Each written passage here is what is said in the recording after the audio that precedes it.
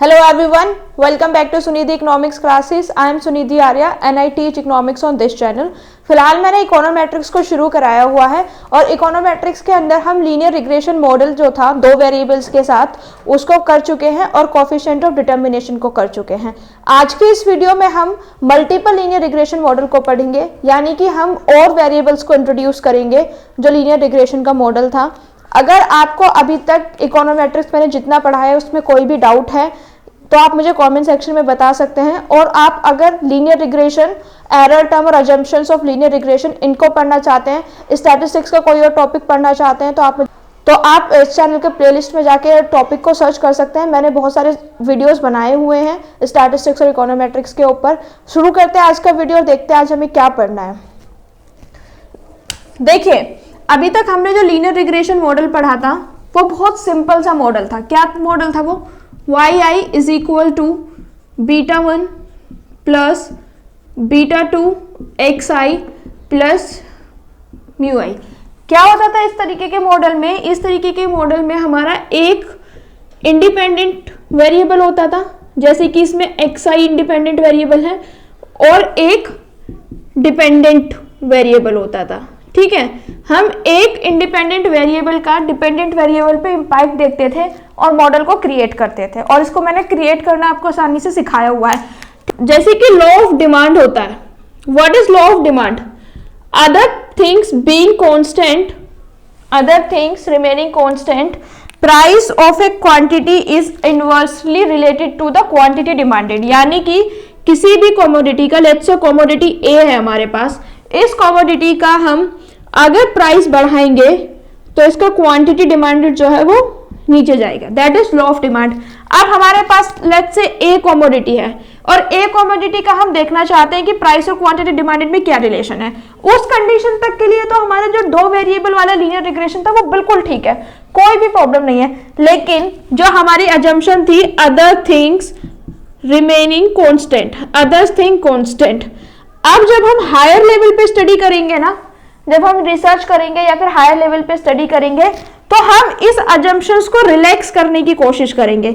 इस बात का क्या मतलब है? यानी कि हम देखेंगे कि क्वांटिटी के अलावा और किस चीज का इंपैक्ट होता है। लेट्स से हम देखना चाहते हैं कि इनकम का क्या इंपैक्ट होता है।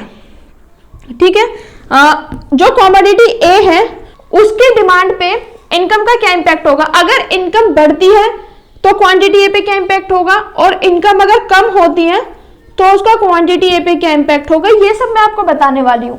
ठीक है, तो अब हमारे एक वेरिएबल नहीं है, क्वांटिटी डिमांडेड जो है केवल अब एक वेरिएबल पे डिपेंड नहीं कर रही है, वो प्राइस पे भी डिपेंड कर रही है और वो इनकम पे भी डिपेंड कर रही है।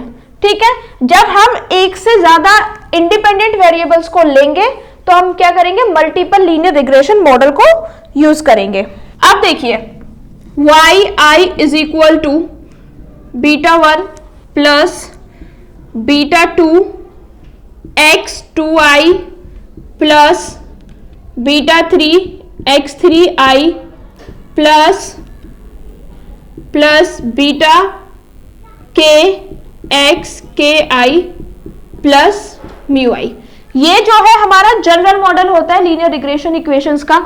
हमने क्या किया है? सिंपल जो दो वेरिएबल वाला मॉडल था उसको एक्सटेंड कर दिया है, यानी कि इसके बाद में हमने और वेरिएबल्स को इंक्लूड करना शुरू कर दिया है। b3 को किया है, बीटा 4 को करेंगे, फिर बीटा 5 को करेंगे, ऐसे करते करते हमने बीटा k तक कर दिया है। लेकिन क्योंकि हमें अपनी चीजों को सिंप्लीफाई करना है और हमें इसका प्रैक्टिकल वर्जन देखना है तो हम क्या करेंगे? केवल 2 वेरिएबल्स का देखेंगे। तो ये हमारा मॉडल किस तरीके से हो जाएगा? ये हो जाएगा yi is equal to beta 1 plus beta 2 x2i plus beta 3 x3i plus mu. ठीक है, तो हमारा जो वेरिएबल का मॉडल बन के आया ये क्या आया? ये बन के आ गया। आई होप इतने में आपको कोई डाउट नहीं होगा। अब हम इसमें वही करेंगे जो हम ऑर्डिनरी लीस्ट स्क्वायर में करते थे। उसमें हम क्या करते थे? जो डिफरेंस होता था, रेजिडुअल्स जो होता था, हम उसको मैक्सिमाइज करते थे उसका स्क्वायर करके। सेम तरीके से इसमें भी करेंगे, इसमें भी पार्शियल डेरिवेटिव लगाएंगे और फिर हम देखेंगे कि हमारी जो वैल्यूज है वो क्या आती है। मैं इसमें डेरिवेशन नहीं करा रही हूँ, जो हमारी डेरिवेशन है वो दो वेरिएबल वाली ज्यादा इंपॉर्टेंट है, ज्यादा एग्जाम्स में जो यूनिवर्सिटी लेवल के होते हैं उनमें वही पूछी जाती है, और वो मैं पिछली वीडियोस में करा चुकी हूँ। तो इस वीडियो में मैं सीधा आपको क्वेश्चन सॉल्व कराने वाली हूँ। अब हमें सबसे पहले देखना है कि बीटा 2 की वैल्यू कैसे निकलेगी। बीटा 2 की वैल्यू का क्या फॉर्मूला होगा, summation x 2i yi summation x 2i का square minus summation x 3i yi summation x 2i 3i divided by summation x 2i का स्क्वायर समेशन एक्स 3i का square minus summation x 2i x 3i का square. ठीक है, ये सब मैंने आपको बता दिया है। बीटा 2 की वैल्यूज हम इस तरीके से निकालेंगे। अब बीटा 1 और बीटा 3 की वैल्यूज किस तरीके से निकलेंगी वो मैं आपको यहां पे बताती हूं।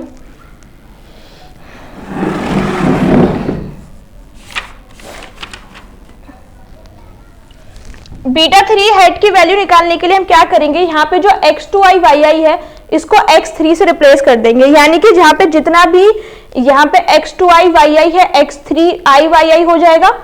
ठीक है, और वहां पे जो x3 yi है वहां पे x2 yi हो जाएगा। ठीक है, beta 3 head is equal to summation x3 yi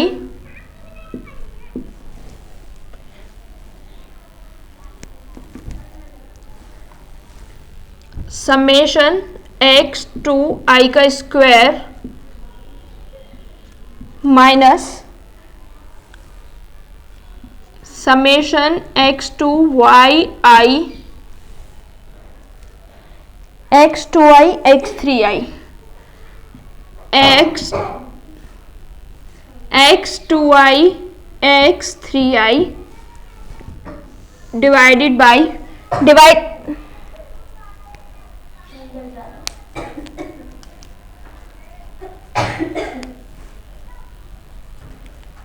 beta 3 head की वैल्यू निकालने के लिए हम क्या करेंगे, यहाँ पे जो x2i yi है इसको x3 से रिप्लेस कर देंगे, यानी कि जहां पे जितना भी यहाँ पे x2i yi है x3i yi हो जाएगा।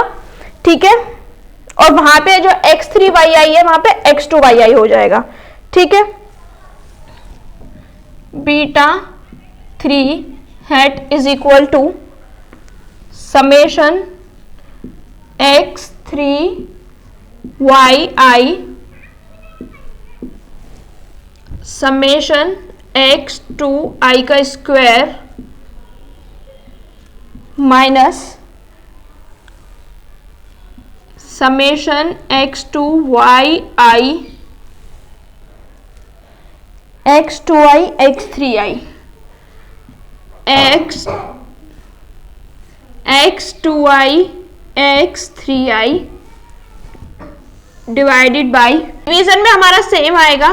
ठीक है, x2i का स्क्वायर समेशन x3i का स्क्वायर माइनस यहाँ पे x2i minus summation x2i x3i का स्क्वायर। देखिए, आपको लग रहा होगा कि इसको हम कैसे याद करेंगे। याद सिर्फ आपको बीटा 2 का करना है, आपका जो डिनोमिनेटर है वो सेम रहेगा, और एक बार आपको बीटा 2 का याद हो जाएगा तो जहां पे x2yi है वहां पे हम x3yi कर देंगे, अदरवाइज सारा फॉर्मूला जो है वो सेम रहेगा, यानी कि केवल x3yi और x2yi इन दो टर्म्स में चेंज होगा। अब हमें बीटा 2 की वैल्यू को पता चल गया, बीटा 3 की वैल्यू को पता चल गया, अब हमें बीटा 1 की वैल्यू निकालनी है। ठीक है, बीटा 1 की वैल्यू का क्या फॉर्मूला है, जिस तरीके से हमने लीनियर रिग्रेशन में निकाला था उसमें क्या होता था, y bar minus beta 2 x बार। इसमें क्या करेंगे, y bar minus beta 2 hat x2 square. I hope आपको इतना समझ में आ गया होगा। इतना मैंने अभी कुछ नहीं कराया, मैंने आपको कॉन्सेप्ट बताया कि मल्टीपल रिग्रेशन मॉडल की जरूरत क्यों होती है, फिर मैंने आपको बताया कि बीटा 2, बीटा 3 और बीटा 1 की वैल्यू कैसे निकलती है। अब मैं आपको प्रैक्टिकली एक एग्जांपल के साथ सॉल्व करके बताऊंगी। मैं पूरा टेबल बता के बताऊंगी कि x2 क्या है, yi क्या है, x2i क्या है, x3i क्या है, पूरा कंप्लीटली सॉल्व करके मैं आपको इसको एक्सप्लेन करूंगी। देखिए, जिस तरीके से मैंने आपको बताया था कि हमें दो वेरिएबल गिवन होते हैं, जब मैंने आपको 2 वेरिएबल वाला लीनियर रिग्रेशन बताया था, यानी कि जिसमें एक इंडिपेंडेंट और डिपेंडेंट होता था, तो मैंने बताया था कि उसमें y और x हमें गिवन होता है। क्योंकि ये मल्टीपल लीनियर रिग्रेशन है तो इसमें हमें 3 चीजें गिवन होंगी, y, x2, x3। ये किसी भी तरीके के डिपेंडेंट वेरिएबल हो सकते हैं, जरूरी नहीं है कि हमें x2 या x3 गिवन हो, x1 और x2 भी गिवन हो सकते हैं। लेकिन क्योंकि हमने अपना मॉडल माना है yi is equal to beta 1 hat plus beta 2 hat x2 plus beta 3 hat x3, ये हमारा मॉडल है। तो हमने x2 और x3 माना है, तो उसमें कोई कंफ्यूजन नहीं होना चाहिए। इतना डेटा हमें गिवन है और इतने डेटा गिवन होने के बाद में यहाँ से मैंने टेबल को कंस्ट्रक्ट किया है। टेबल मैंने ऑलरेडी इसीलिए कंस्ट्रक्ट कर लिया है ताकि आप लोगों का ज्यादा टाइम वेस्ट ना हो और अननेसेसरीली ये वीडियो लेंदी ना हो। अब हम देखेंगे कि हमने इस टेबल को बनाया कैसे है। सबसे पहले हमने y का समेशन किया 310, फिर x2 का समेशन किया 40, फिर x3 का समेशन किया 42। ये जो हमारा y निकल के आया, देखिए यहाँ पे कैपिटल Y है, यहाँ पे स्मॉल y है। जो हमारा स्मॉल y है ये हमारा डेविएशन है। डेविएशन किस चीज से है? मीन से डेविएशन है, ठीक है। अब हमारा n क्या गिवन है? 1 2 3 4 5। n क्या है? n is equal to 5। इतने में तो कोई कंफ्यूजन नहीं होगा। तो अगर हम y बार को निकालना चाहें तो 310 divide by 5 which will be equal to 62। तो y बार क्या आ गया हमारा? 62। अब हम y में से y बार को सब्ट्रैक्ट करेंगे और उस वैल्यू को लिखेंगे। y क्या है हमारा? 40 और हमारा y बार क्या आया है? 62, ठीक है। y बार क्या है हमारा? 62। क्योंकि 62 हमारा बड़ा है और ये छोटा है तो हमारा वैल्यू क्या आएगी? नेगेटिव में आएगी। इसी तरीके से हमने 60 में से 62 को माइनस किया है, -2। इसी तरीके से हमने पूरा y वाला कॉलम बनाया है। सेम हम क्या करेंगे? सेम x2 में भी करेंगे। देखिए x2 बार की क्या वैल्यू आएगी हमारी? x2 को समेशन करके क्या आया था? 40। टोटल वैल्यू कितनी है? 5 divide by 5 is equal to 8। यानी कि इसकी वैल्यू कैसे निकल के आई है? अगर मैं यहां पे लिखना चाहूं तो x2 माइनस x बार, ठीक है, 4 माइनस 8। इसी तरीके से हमने x3 की वैल्यू निकाली है। x3 bar is equal to x3 divided by n। x3 क्या गिवन है हमें? 42 divide by n divided by 5 is equal to, अगर हम इसमें डिवाइड करेंगे तो ये आएगा 8.4। और ये वैल्यूज हमारी कैसे निकली है? x3 माइनस x बार। यानी कि 8 में से हमने 8.4 को सब्ट्रैक्ट किया है, फिर 12 में से 8.4 को सब्ट्रैक्ट किया है, फिर 10 में से 8.4 को सब्ट्रैक्ट किया है, 5 में से 8.4 को सब्ट्रैक्ट किया है। आई होप आपको समझ में आ गया होगा कि y, x2, x3 की वैल्यूज हमने किस तरीके से निकाली है। उसके बाद में हमने x2y निकाला है। x2y में हमने क्या किया है? इन दोनों की मल्टीप्लाई की है। -22 इंटू -4 88। प्लस का 88 क्यों होगा? क्योंकि माइनस माइनस प्लस हो जाएंगे। इसी तरीके से इन दो कॉलम की मल्टीप्लाई करके हमने यहाँ पे लिखा है। x3y किस तरीके से निकाला है? इन दो कॉलम की मल्टीप्लाई की है। x3 और y वाले कॉलम की मल्टीप्लाई की है, minus minus plus, again it will be positive.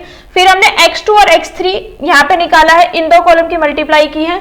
उसके बाद में हमने क्या किया है? x2 का स्क्वायर, यानी कि ये जो वैल्यूज थी इनका स्क्वायर, 4 का स्क्वायर 16, 2 का स्क्वायर 4, 1 का स्क्वायर 1, 2 का स्क्वायर 4, 5 का स्क्वायर 25, समेशन x3 का स्क्वायर, यानी कि इन वैल्यूज का स्क्वायर क्या है? 0.4 का स्क्वायर, 3.6 का स्क्वायर, 1.6 का स्क्वायर, 3.4 का स्क्वायर 11.56, 1.4 का स्क्वायर 1.96। सेम में हमने y का स्क्वायर क्या है? 22 का स्क्वायर, 2 का स्क्वायर, 12 का स्क्वायर, 8 का स्क्वायर एंड 28 का स्क्वायर। इसी तरीके से हमने समेशन कर लिया है।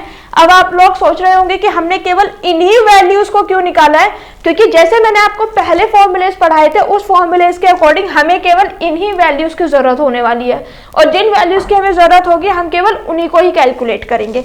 अब हम सबसे पहले क्या करते हैं, बीटा 3 या बीटा 2 में से किसी की वैल्यू को निकालते हैं। सबसे पहले हम बीटा 2 की वैल्यूज को निकालना सीखते हैं। तो बीटा 2 हैट, इसका फॉर्मूला क्या था, समेशन x2i, क्योंकि मैंने यहाँ पे टेबल में 2i नहीं लिखा है तो मैं यहाँ पे केवल 2 लिखने वाली हूँ, x2y समेशन x3 का स्क्वायर, ये सब ब्रैकेट में है, minus summation x3y summation x2 x3। ठीक है, इसको डिवाइड करेंगे हम, किस चीज से डिवाइड करेंगे, जैसे मैंने आपको पहले फॉर्मूला बताया, मैं फॉर्मूला रिवाइज रिपीट इसीलिए कर रही हूं ताकि आप लोगों को याद हो जाए। x2 का स्क्वायर समेशन x3 का स्क्वायर, ठीक है, माइनस x2 x3 का स्क्वायर। ठीक है, इसको हम कैलकुलेट करेंगे। Beta 2 hat is equal to x2y की क्या वैल्यू है, x2y की वैल्यू है 260, x3 स्क्वायर की क्या वैल्यू है 29.70। ये सारी वैल्यूज हम यूज करेंगे 29.70। फिर उसके बाद में x3y की क्या वैल्यू है, x3y की वैल्यू 84, लेकिन माइनस में है तो हम यहाँ पे क्या लिखेंगे, माइनस 84। x2 x3 की क्या वैल्यू है, माइनस 21। ठीक है, सेम वे हम नीचे लिखेंगे x2 स्क्वायर x3 का स्क्वायर, x2 का स्क्वायर क्या है 50, x3 का स्क्वायर क्या है 29.70 माइनस x2 क्या है हमारा, x2 हमारा है माइनस 21 का स्क्वायर। ठीक है, अब हम इनको सॉल्व करेंगे। जब हम ऊपर वाली इन दोनों को मल्टीप्लाई करके इसमें से सब्ट्रैक्ट कर लेंगे तो हमारा आंसर आएगा 7722 माइनस 1764 इज इक्वल टू 1044। इन दोनों की मल्टीप्लाई करके 7722, इन दोनों की मल्टीप्लाई करके 1764, फिर जब हम इसको सब्ट्रैक्ट कर देंगे हमारा आंसर आएगा 5958 डिवाइडेड बाय 1044, और जब हम इसको डिवाइड कर देंगे तो आएगा 5.70। ठीक है, ये हमारी क्या आ गई है, ये हमारी बीटा 2 की वैल्यू आ गई है। ठीक है, बीटा 2 इज इक्वल टू 5.70, यानी कि इस कंपोनेंट में से हमें एक कंपोनेंट मिल गया है। अब हम क्या करेंगे, अब हम बीटा 3 की वैल्यू को निकालेंगे। बीटा 3 की वैल्यू को निकालने के लिए मैं इसको सब्ट्रैक्ट कर रही हूं ताकि यहां पे ज्यादा आपको क्लियर दिखे।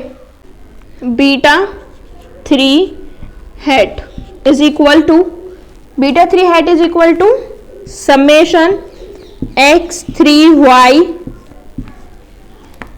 समेशन x2 का स्क्वायर माइनस समेशन x2y आई मैं ले ही नहीं रही हूं। ठीक है, समेशन x2 x3। नीरू जाके गेट खोलो। ठीक है, देखिए बीटा 2 और बीटा 3 डिनोमिनेटर दोनों का सेम होता है। जब मैंने थोड़ी देर पहले फॉर्मूला बताया था तो मैंने इस चीज को बताया था कि जो हमारा डिनोमिनेटर है वो सेम रहेगा। मैं फॉर्मूला फिर से नहीं लिख रही हूं, जो डिनोमिनेटर की वैल्यू आई थी उसको एज इट इज डिनोमिनेटर में लिख रही हूं। ठीक है, अब हम क्या करेंगे, जो न्यूमरेटर है उसमें वैल्यू सब्स्टिट्यूट कर देंगे। x3y की वैल्यू क्या है माइनस 84। ठीक है, सेम वे x2 स्क्वायर की क्या वैल्यू है, x2 स्क्वायर की वैल्यू है 50 ये रही। ठीक है, सेम वे x2y की क्या वैल्यू है 260, एंड उसके बाद में नेक्स्ट क्या है x2 x3, यानी कि x2 x3 क्या है हमारा 21, ये वाली जो वैल्यू है 21। ठीक है, इस तरीके से हमको करना है। डिवाइड में 1044 ही रहेगा, इज इक्वल टू, जब हम ऊपर वाले टर्म को सॉल्व करेंगे तो आएगा -4200 प्लस 5460 डिवाइडेड बाय 1044। जब हम ऊपर न्यूमरेटर को सॉल्व करेंगे तो 1260 divide by 1044 is equal to 1.20।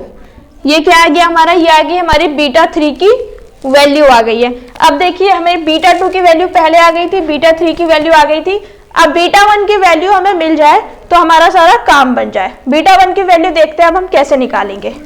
अब हम बीटा 1 की वैल्यू का निकालेंगे। जैसे कि मैंने आपको बताया था बीटा 1 का फॉर्मूला क्या था, y bar minus beta 2 hat, y bar minus beta 2 hat x2 bar minus beta 3 hat x3 square. Almost same है जैसे हमने दो वेरिएबल्स में माना था, यानी कि x और y में मानते थे वो भी उसी तरीके से निकलता था। इसमें सिर्फ हमने एक और टर्म को ऐड कर दिया है। बीटा 1 की वैल्यू हम इस तरीके से निकालेंगे। y बार हमारा कितना आया था, 310 को जब हमने 5 से डिवाइड किया था तो वो हमारा y बार था, वो था हमारा 62। बीटा 2 की वैल्यू हमारी क्या आई थी, 5.70 माइनस 5.70। x2 बार की क्या वैल्यू थी, x2 बार की हमारी वैल्यू थी 8। सेम वे बीटा 3 की क्या वैल्यू है, बीटा 3 की वैल्यू है 1.20 और x3 बार की क्या वैल्यू थी 8.4। आई होप ये सारी वैल्यूज कैसे आई हैं, यहाँ पे मैंने लिखी हुई थी पहले, आपको याद होगा। आई होप आप पेपर पेन लेके इस क्वेश्चन को समझने की कोशिश कर रहे हैं। बीटा 1 जब हम इसको फर्दर सॉल्व करेंगे 62 minus 45.6 minus 10.08 is equal to 62 minus 55.68 is equal to 6.32। अब देखिए हमारे पास बीटा 1 की भी वैल्यू आ गई है 6.32। तीन पैरामीटर है इसमें, beta 1, beta 2, beta 3। Beta 3, beta 2, beta 1 हमारे पास तीनों वैल्यूज आ गई हैं। अब हमें कुछ नहीं करना है, सिंपली वैल्यूज को इसमें सब्स्टिट्यूट करना है और हमारा जो लीनियर रिग्रेशन है वो रन हो जाएगा। ठीक है, y i is equal to, beta 1 की क्या वैल्यू है 6.32 प्लस बीटा 2 की क्या वैल्यू है 5.70, साथ में क्या है x2 प्लस बीटा 3 की क्या वैल्यू है 1.20 x3। ठीक है, ये हमारी लीनियर रिग्रेशन जो है मल्टीपल उसमें वेरिएबल्स में आ गई है, जिसके अंदर दो वेरिएबल्स थे x2 और x3। सबसे पहले हमने इसमें क्या किया, सबसे पहले हमने इसमें टेबल को बनाया। टेबल के बाद जितने भी फॉर्मूलेस थे, फॉर्मूलेस में वैल्यू को सब्स्टिट्यूट किया है और फॉर्मूले को कैलकुलेट करने के बाद में जो हमारी इक्वेशन थी इसमें वैल्यू को सब्स्टिट्यूट कर दिया है। That's it for today's videos guys। मैंने बहुत अच्छे से एक्सप्लेन करने की कोशिश की है कि अगर हमारा एक से ज्यादा इंडिपेंडेंट वेरिएबल हो तो हम किस तरीके से लीनियर रिग्रेशन को रन करेंगे। अगर फिर भी आपको कोई डाउट है तो आप मुझे कमेंट सेक्शन में बता सकते हैं। आपको मेरा वीडियो कैसा लगा आप ये भी कमेंट सेक्शन में बता सकते हैं। आई रियली होप कि आपको मेरा वीडियो अच्छा लगा होगा। If you like my video please like it, share it with your friends. Channel को सब्सक्राइब कीजिए, सब्सक्राइब करने के बाद नोटिफिकेशन बेल को ऑन कीजिए ताकि मेरा जो नेक्स्ट वीडियो है जो कि एडजस्टेड आर स्क्वायर पे होगा वो जल्द से जल्द आपको मिले। Until next time, thank you so much. Don't forget to like, share and subscribe.